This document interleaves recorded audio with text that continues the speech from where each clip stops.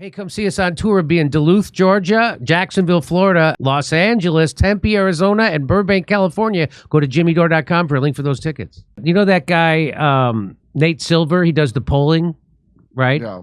So it's called Interactive Polls. So on August 14th, Kamala Harris was 56.7%. Trump was 42%. She was crushing him. I'm sure. August 29th, after that interview, Trump 52.4%, Harris 47.3%.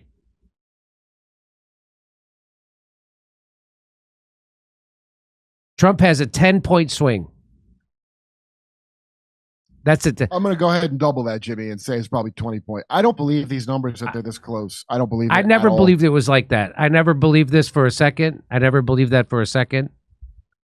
How she went from the most unpopular vice president to crushing Trump by 14 points. No.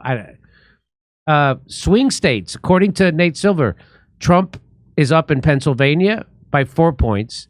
He's up in Nevada by 4 points. He's up in Arizona by 20 points. He's up in Georgia by 23 points. Is that 23 or maybe that's even? I'm not a master. He's up in North Carolina. What is that? What's 65? That's at 30 points.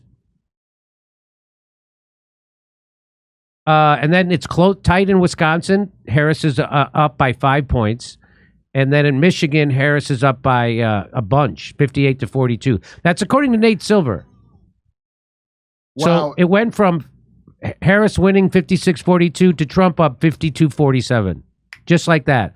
With one interview at a softball interview at with a friendly journalist.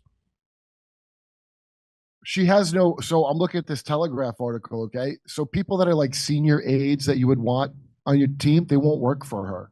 So she doesn't have, one former staffer told the Telegraph, they experienced this firsthand. It's clear that you're not working with somebody who's willing to do the prep and the work.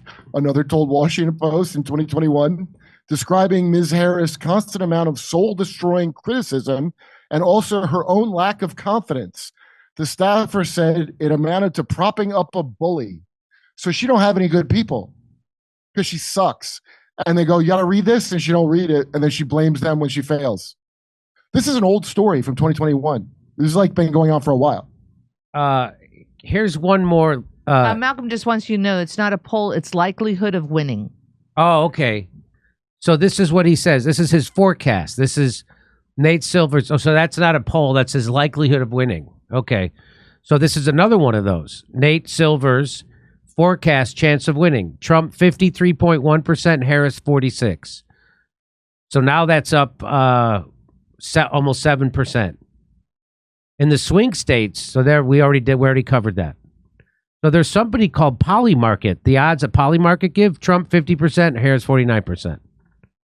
Isn't Simone Sanders the one from MSNBC? She used to be Miss Harris' former spokeswoman. Yes. And so when she heard about all the abuse complaints, she told the Washington Post, "We're not making rainbows and bunnies all day. What I hear is that people have hard jobs." And I'm like, welcome to the club. Now she's on MSNBC. Okay, so this is all Nate Silver's work. This is what he's forecasting. And that's his Trump 53, Harris 46. That's what he's forecasting.